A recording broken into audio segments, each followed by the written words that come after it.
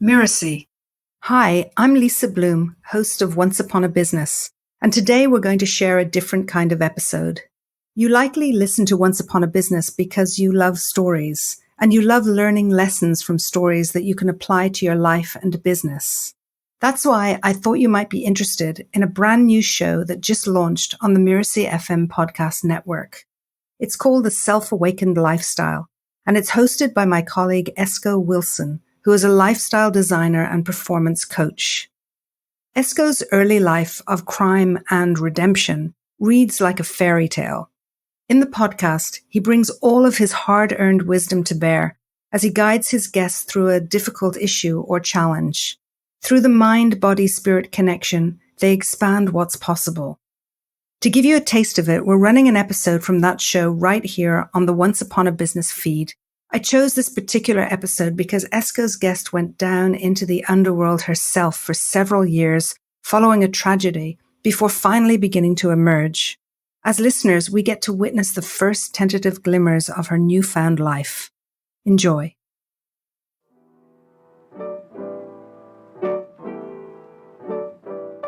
I was just in shock. I didn't understand exactly what was happening or what she was even saying. I didn't understand what she was even saying.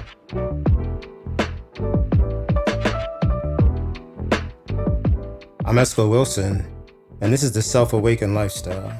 I'm a lifestyle designer and performance coach. I've helped hundreds of professionals learn how to tap into the power of their innate potential and thrive on a whole new level. I've seen lives change. I've seen my own life change, and I want to help more people. That's what this podcast is all about.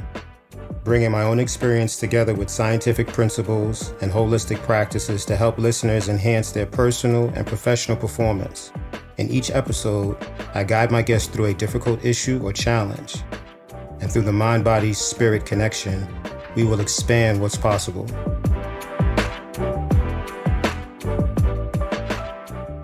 My story has a lot to do with me running my little, drug delivery service while I was still in college, with a lot of people surrounding me who didn't know what I was doing, who saw me as like this young, interesting, intelligent, talented student. I was one of very few minorities in the School of Business at Rutgers University. I would lead study groups. I did very, very well. So once I finished college, I took on the identity, not like the secret drug dealer. It was full on, I am a hustler, I'm a drug dealer. This is who I am. And I hung around people who acknowledged me for that. Yeah, you the hustler. You and your team, you're on top. You're doing your thing.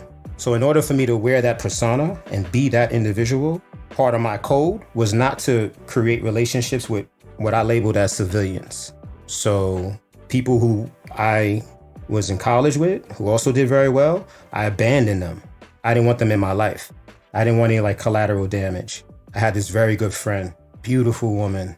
We were in school together and she was really smart. We went into the master's degree program together.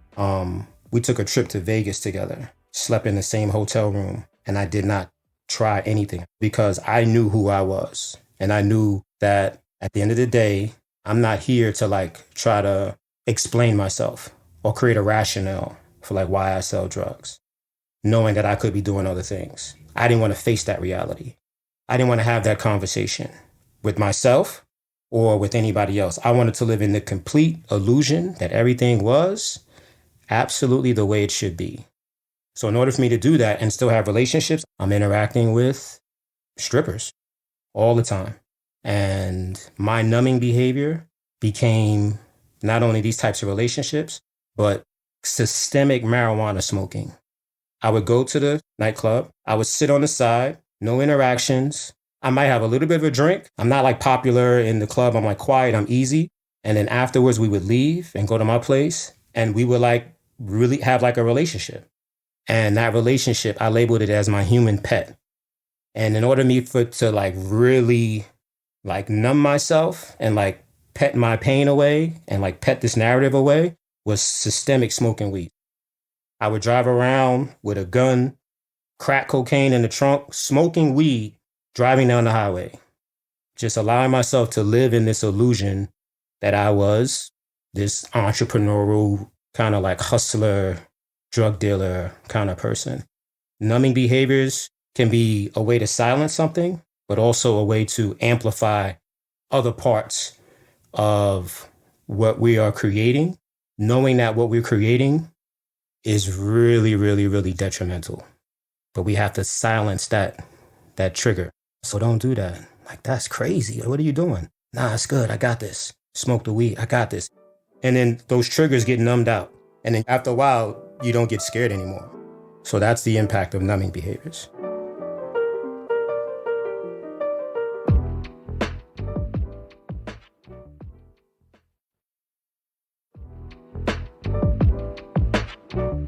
My guest today is Laura. She's in her mid-30s, living in New York City, and I've been working with her for 3 years. I chose her for this episode because she gives us a juxtaposition to really understand what the self-awakened lifestyle is all about. There's an epiphany moment, like a life-altering spiritual awakening. There's an opportunity to regulate with that and see it and give it philosophy. And Laura's going to give us this amazing example of how to go in the opposite direction. Hey, Laura, welcome to the show. Hi, thank you, Esco. How do you feel? I feel pleasant. I feel good, calm. Okay, cool. So let's become very curious to start. Okay? What question do you want to ask me? Where are you going to take me? Okay. Hey, Laura, welcome to the show. You diving right in. I like that. Okay, you ready to go? All right, so where am I going to take you? Where do you want to go? I'm in this state of mind where I am anticipating, to have maybe a release. Okay, so you want to go toward the release? Yes. Okay, so what do you realize about your life right now in terms of being stuck? It's going very well. I have a supportive family for the most part. My friendship circle is small, but true. I'm involved with my community and my personal relationship. I'm single and looking to develop that aspect or that area. How's that going? It's going all right. I have ups and downs. I meet new people. I'm developing new relationships. Although there hasn't been anything specific that has really been a significant, intimate relationship. Okay. Go ahead and take 5 breaths. Now allow yourself to sit comfortable. Begin to understand how your breath is moving through your body. When you find the bottom of your exhale, let me know. Let me know when you understand what it feels like to be at the bottom of your exhale. I'm going to be honest. I'm actually still unsure what it means to be at the bottom of the exhale. Take all your breath in and hold it. Take your awareness above the held breath. So you're holding your breath in, okay? And hold it. So this is your breath being held in. Now imagine there's a sphere of influence all around you. The held breath is inside that sphere. You take your awareness outside that held breath, outside that sphere of energy, and wait for something to happen. And tell me what happens, if anything. It feels as though there is some type of white ball of energy in the top of my head, kind of where you may think a third eye would be. And when I go above the held breath, it flashes white and then it gets dark again. Okay. So describe the benefits of this flashing light that may be associated with your third eye opening. What are the benefits, if any? It feels as though there's like a transfer of consciousness to a third person perspective.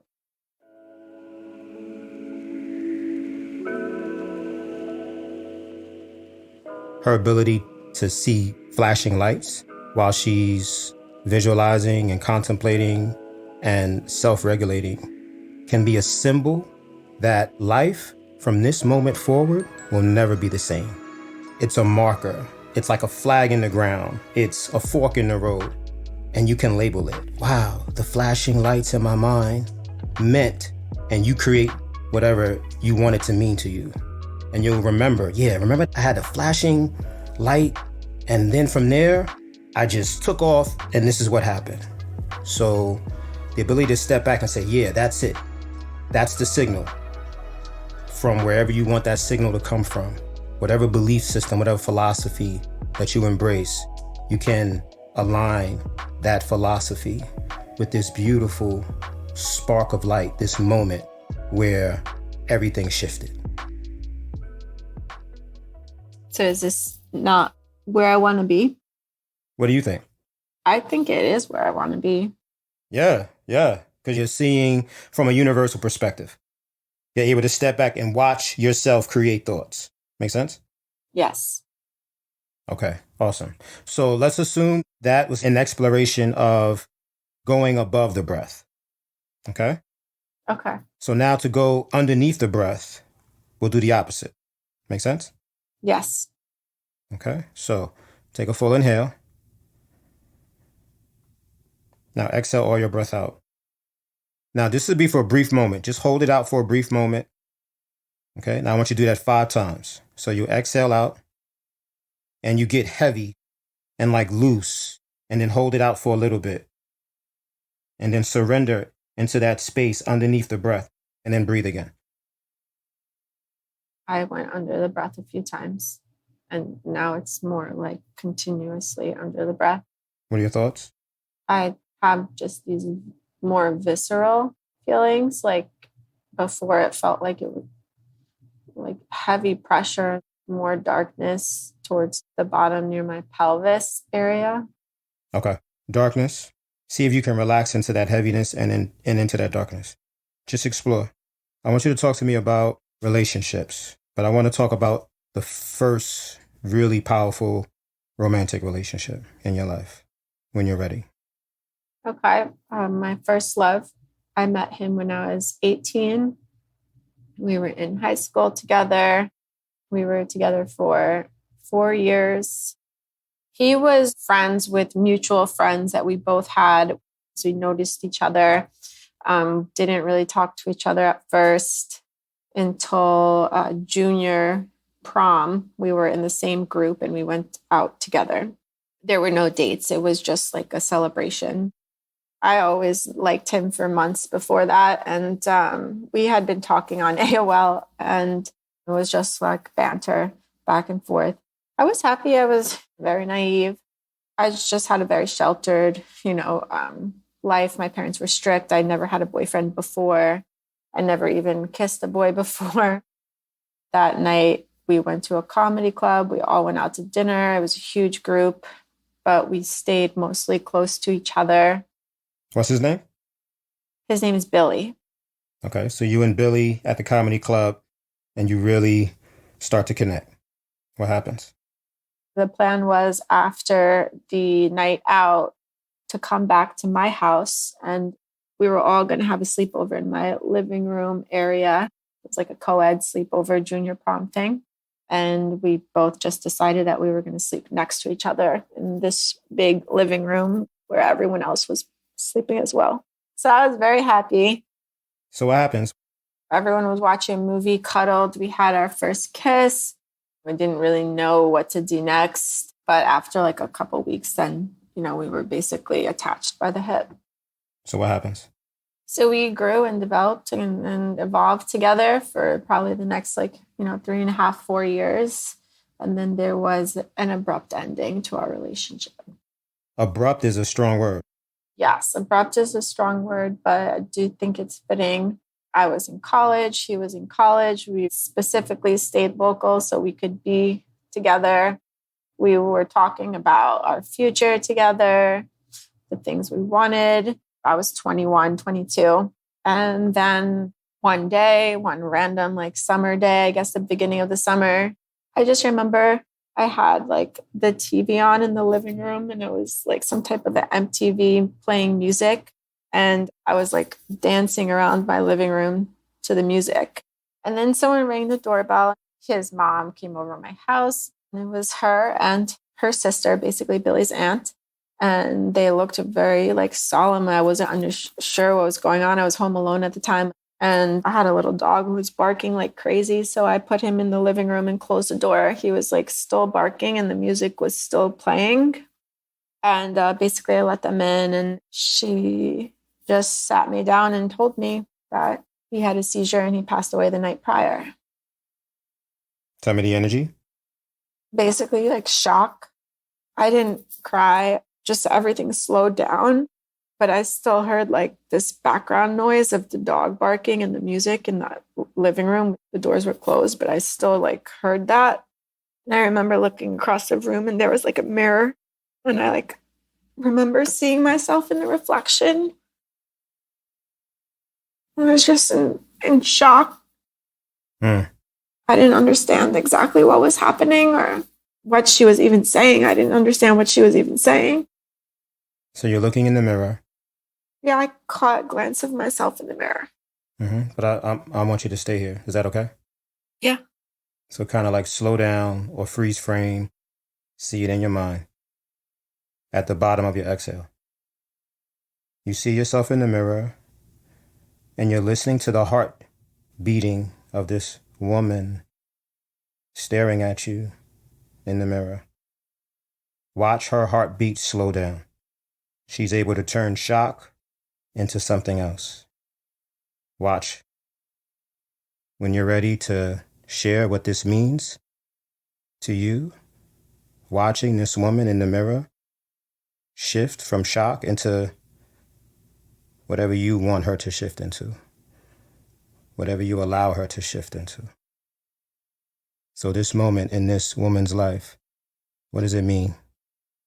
It means complete like evolution, change, mark of like drastic change.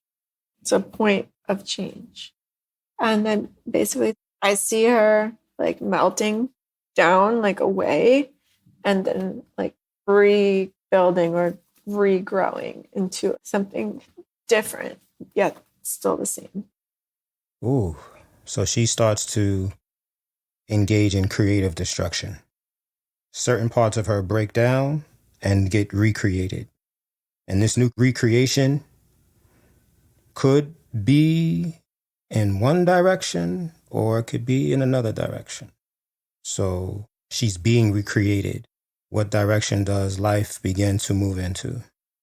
Do you want me to tell you what actually happened or what I see it happening if I could do it over now? Get your journal. I want you to journal what you see in your mind. Take your time.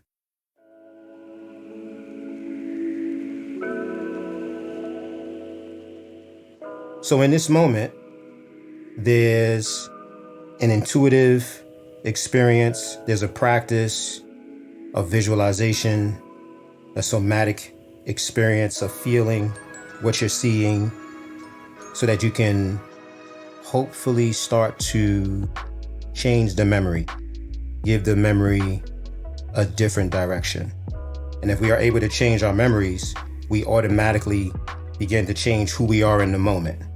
If we assume that who we are in the moment is a collection of past experiences, if we want to change instantaneously, what would it look like to start changing our past, almost like rewriting our past? So yeah, the facts are the facts, but how we relate to them can change. And we did the meditation, and now there's an opportunity to reframe the meaning of those facts. I wanted her to sit and allow this new presentation to become conceptualized, to become a narrator, an author of this new story that she's starting to craft in her imagination, to write it down, to see how it feels through her penmanship, to give it a breath, to give it some energy, and then let it sit. Then we can go back to a conversation where she's used to conceptualizing the old story.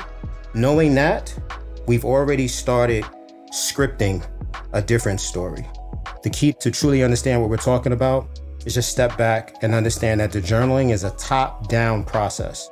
It's a mental conceptualization piece first, understand it, and then see how it filters into the body. So that's the power of journaling. How we doing? Good. I mean, I'm pretty much done with the thought process. What I saw is effectively translated to the paper. So you have what you see now in this beautiful moment. We documented that. That's important. I want to know what happened, though. I want to know the vivid details of what actually happened. Let's take 5 breaths and just kind of settle in. You'll feel it shift. The woman in the mirror is being destroyed and something else emerges. What actually happened? I was crushed, like emotionally, even physically. I just felt like completely obliterated. My heart was shattered. I was in shock. And I was depressed for probably years, on and off. It was terrible. It was very upsetting, obviously. The first 5 years after that happened was pretty bad. I would say the immediate 3 years after it happened was very, very dark. Just very confused, very sad. I tried to focus. I was still in school and was trying to just hold it together, but I would cry all the time and I didn't understand what had happened or why it happened. Okay. Let's take 5 breaths.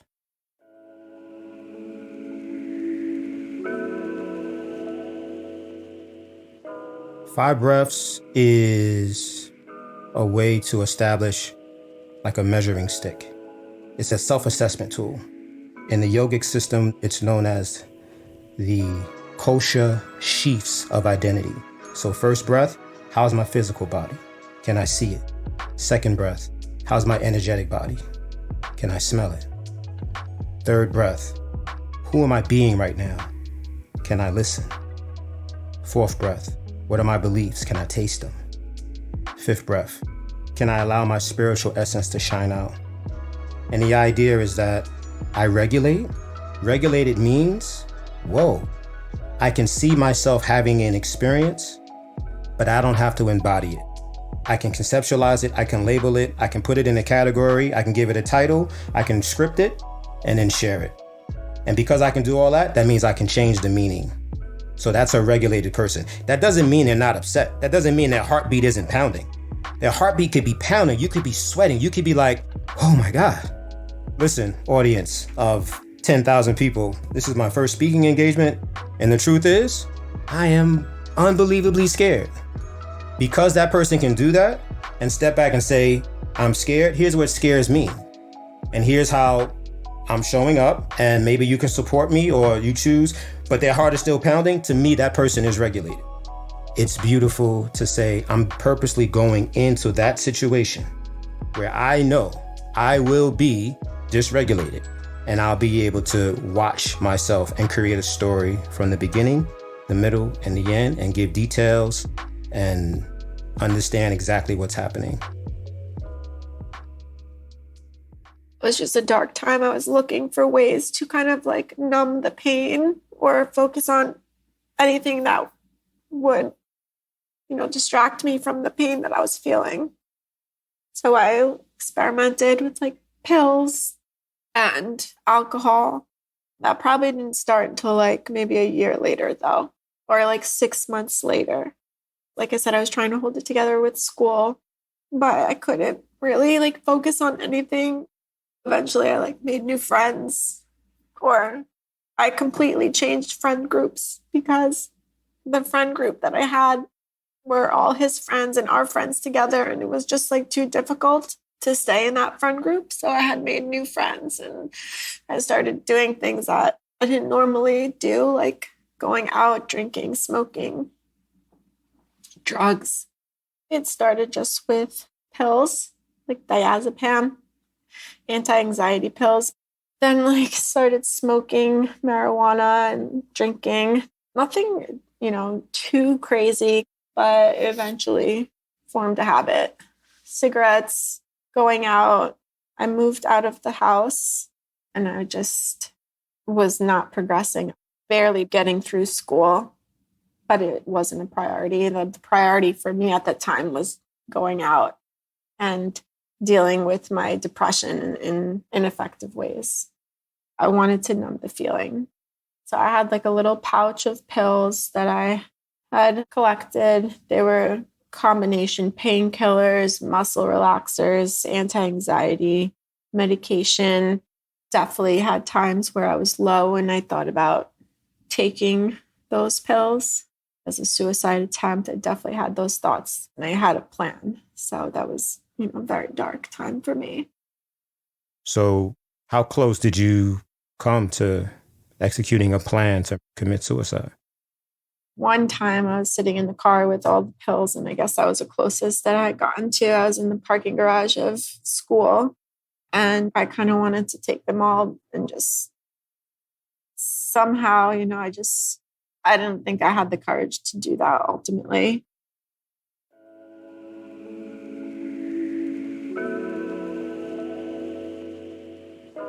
For Laura, after the shock of losing this beautiful relationship and this beautiful human being that she was really, really connected with on a deep level, she actually saw the future with this person. What's going to help her to numb that pain or to heal that pain or to be soothed and comfort? In some situations, there's family that's there to be compassionate and empathetic and create a container of safety and vulnerability and quiet so that somebody who is going through a situation can heal. Sometimes family or people in our lives, they may not really understand how hurt we are or how much support we actually need. We may not do a beautiful, powerful job of sharing our need for support and help. And for Laura, this is my assumption, the part of her that just needed to sit and be seen and be understood, that part of her was not allowed to be present. And the only way to really move forward for Laura is to allow this person to have a medium of exchange, an opportunity to be seen. So I cannot feel this way. It's too much pain. These things help me. Drinking, smoking marijuana, they take the pain away. I need to be able to engage in these numbing behaviors and not be judged. In order for me to really numb the pain, not only do I need to engage in these behaviors, but I need to create a persona who is really not concerned with boundaries, and let me move towards people who allow me to practice numbing. It's trying to address a problem in a way that's not sustainable. But once you begin the process of solving the problem in this way, it numbs you. It diminishes the triggers that try to tell you, that is not the way to go. That is not the solution. Here's the solution. Yes, it'll be challenging, but over time, it'll be 10 times better than what that other path has to offer. And that voice just gets more quiet. Those sensations get muted, and that other persona who is numbed out starts to govern our direction in life. So we're starting to see a bigger picture. I would say a very deep and profound understanding of, romantic relationships. How's that going now? I don't have any significant intimate relationship with anybody. I'm talking and dating with someone in particular, but it's not anything profound or significant. You feel ready for a new relationship? Is that something that you want? Yes, definitely. How do you start to move forward from, being really sad towards being who you are now? Yep, it was pretty bad for a while, and it just got progressively worse and worse, I guess, until you could say that I hit a rock bottom. And I finally decided to see a doctor who wanted to put me on antidepressants. And I decided that wasn't the route for me, but I did need to do something. So after that rock bottom, I started working on myself and changing my lifestyle. I've been able to regrow and find myself and pursue passion. So I feel like I'm 100% in a better place. That's amazing. Okay, good. And what are some of the things that you're embracing in your lifestyle to help your personal development, to help elevate your emotions? Definitely meditation as the primary source for inspiration for my professional life, personal life, and so forth, even physical, exercise, my diet, the community I surround myself with, the people I make friends with. Mostly it has to do with, my activities. I no longer really am interested in like going out to the bar, drinking, smoking. I don't do those things anymore. And it didn't happen overnight, I'll tell you that much. But yeah, so I'm more focused on things that I find fulfilling. I don't find those things fulfilling anymore at this point, Tell me how you stopped smoking weed. I didn't 100% stop smoking weed. I'll just say that. But I don't do it regularly anymore. And maybe I'll do it like with a friend or if I'm in a bad mood. But I was smoking weed pretty consistently. And I knew it was something that was holding me back. And really, basically what happened is I got a job and that lifestyle just was not conducive with marijuana. So it was something I always wanted to do. I wanted to stop for a while and I tried, but it was very difficult to stop that. I was able to stop drinking alcohol. I stopped smoking cigarettes, but the marijuana for some reason, was really difficult for me to kick. But after I got my dream job, after that I stopped. And now it's really only something I do as like a social or recreational thing. If there's a concert maybe, or like if it's a sunset, like I said, maybe once a week or twice a week. I wish I could stop it completely, to be frank, but it's difficult. Oh, hold on. Okay. What makes it so hard? I find that I'm more creative sometimes with it, and I'm also addicted to it, probably to some extent. Okay. So you think you're addicted? Yeah, definitely, because I wouldn't do it because I really don't want that in my life, but I can't stop. You can't stop smoking marijuana. You sure about that? I mean, I think I can stop, but I haven't been able to. If it's around, if it's offered, if it's in my house, then yeah, there'll be times where I'm like, okay, I'm going to do this and relax and lay down or like go to a concert or whatever. But it would be, I don't like that. I like to keep my conscious and my mind like clear. It's cloudy. It clouds my judgment. Yes, it's creative, but it's a false reward pathway. And really, I've just been working on rewiring my reward pathways over the past 4 or 5 years. It used to be that those things like alcohol, smoking would make me feel motivated. But I wanted to become more motivated based on other accomplishments, like professional accomplishments, personal accomplishments. So I've been working on rewiring my reward system. But marijuana is still there. Okay. All right. Let's put that on the table then. I like that. We want to work on this for the next couple months. Definitely. Oh yeah. You mean like not smoking at all anymore? For sure. Is that what you're saying? I mean, a lot of people are going to hear you basically can make a commitment. This is a sacred commitment. I commit. I want you to think about this. A sacred commitment needs to be done from, every part of you needs to be involved. The bottom of the exhale needs to say, yes, I'm committed. The top of the inhalation needs to say, yes, I'm committed. The woman in the mirror is like, yep, we done. The one who, all of you needs to be like, yeah, we good. We done. You ready for that? I'm ready for that. I've been ready for that. So today we're saying no for how long? A week? You think it should be like a cold turkey thing? Ah, good question. What do you think? Yeah, I do think so. Okay. And if it wasn't a cold turkey thing, what would it be? If it wasn't a cold turkey thing, it would basically be what it is now, which I still do it every once in a while. And I don't really like judge myself about it anymore. I'm like, okay, it is what it is. I don't want to keep doing it. And I have it in the house and I'd be ready to like throw it away today. Okay, so you throw it away and then what? Somebody comes in and sneaks marijuana into your house? How does the marijuana get in your house? I have a delivery service. So let's shut that down. Yeah, if you want absolutely. To. Yeah, of course. Okay, we kill a delivery service. Mm-hmm. We dump the weed out. What's step 3? Enjoy life and make new reward connections in my brain and find like inspiration and creativity in natural ways. I love it. I love it. So we have a sacred commitment. We're starting right now in the bottom of this next exhale. I'm like a little bit nervous about how I'm going to I know. I already know. What I'm saying is sacred commitment is done from a certain state of being, a certain internal awareness. So take your time. I really honor you making this commitment. And then I want to know your notes because you journaled, and I want to get an idea of what you journaled. How we doing? I'm good. I'm ready. So you, with the woman in the mirror, a moment of creative destruction. The first piece is something is destroyed. The next piece is something emerges.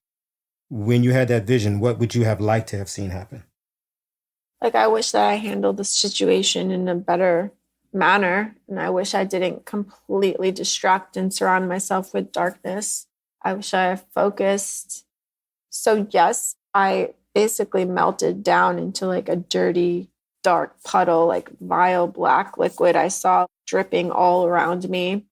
But in the vision, it was like creeping up on the sides of this wall of like the sphere, and like this dark black liquid dripping down on me. But there was like a pivotal point in my life when I knew I wanted to change. So like there was some kind of lightness inside me that I fostered. And basically that light dripped down and started climbing the walls, and the darkness like turned green. Oh. And now I'm in this sphere that there's still like some dark puddles on the ground, but for the most part, the sphere above me and around me is mostly like green. Okay, got it. And one of these dark puddles is smoking marijuana. Yes, I do think so. I don't want that in my life. And I do think that's like a barrier. So we'll start with that sacred commitment. Let it turn green. All right, so we'll stop smoking marijuana and then allow that dark puddle to turn green. And when you're ready, we'll start. Well, let's take one step at a time, right? Yes, sounds good. All right, awesome. This is excellent. And I really appreciate you hanging in there. You're strong. You got resiliency. How you feel? I feel good. I do feel like I had a good like release, and the visions that I just told you about was like actually profound for me. Like things come full circle and I see like hardships and suffering and then like how I've evolved. So it just brings inspiration for the future. Yeah, I love it. The more I talk about that with you, that situation, that point in my life, that girl in the mirror, how scared I was, like it's not as scary anymore. So that makes every time I have these conversations with you about that, it used to be really tough, but now it's not that scary anymore. Yeah. Yeah. If you're in a safe space, internally and externally, we like to believe, this is for all of us, we like to believe that bringing light into stories, creating a beginning of the story, details throughout the middle, going into an end of the story, letting it have a sense of closure, a sense of wholeness and completeness, and step back and see it. But we kind of go through those iterations and editing and reframing and shaping it. It does become very light. And something that was traumatic in our past, because we gave it a beautiful conceptuality. This is our life. This is what we're living. This is what we're creating.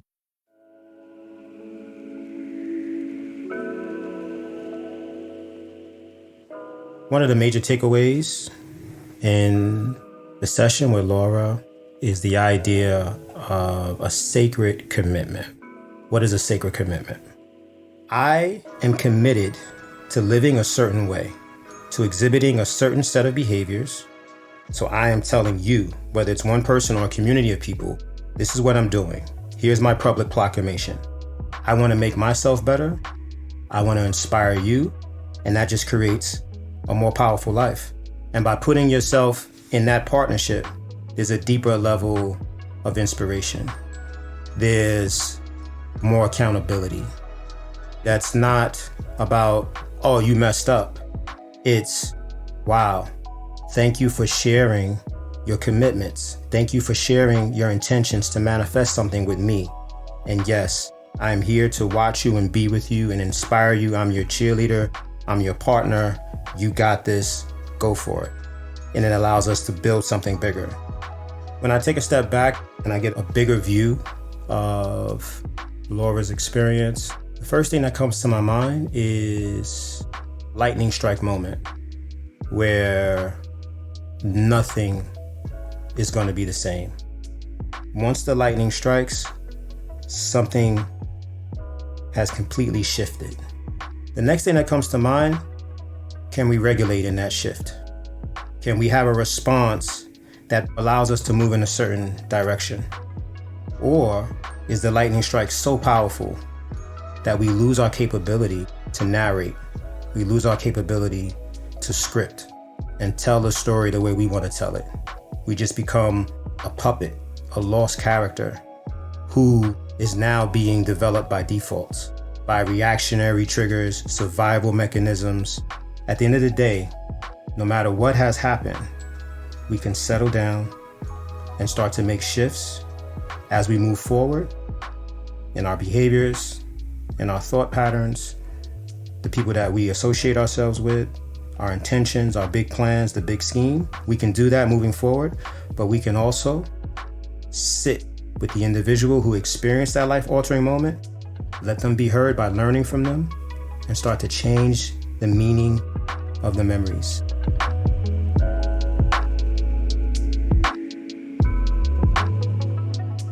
I am Esco Wilson, and you've been listening to The Self-Awakened Lifestyle. You can find out more about me at theselfawakenedlifestyle.com. I'd like to thank Laura for coming to the show today. I'm really looking forward to seeing her life blossom even more. The Self-Awakened Lifestyle is part of Mirasee FM podcast network, which also includes shows like Soul Savvy Business and Once Upon a Business. This episode was produced by Cynthia Lamb. Melissa Deal assembled the episode. Danny Eni is our executive producer, and post-production was by Post Office Sound. So you don't miss upcoming episodes, please follow us on Apple Podcasts, Spotify, or wherever you're listening right now. If you like the show, please leave us a 5-star review. It really does help us out. Thank you so much for listening, and we'll see you next time.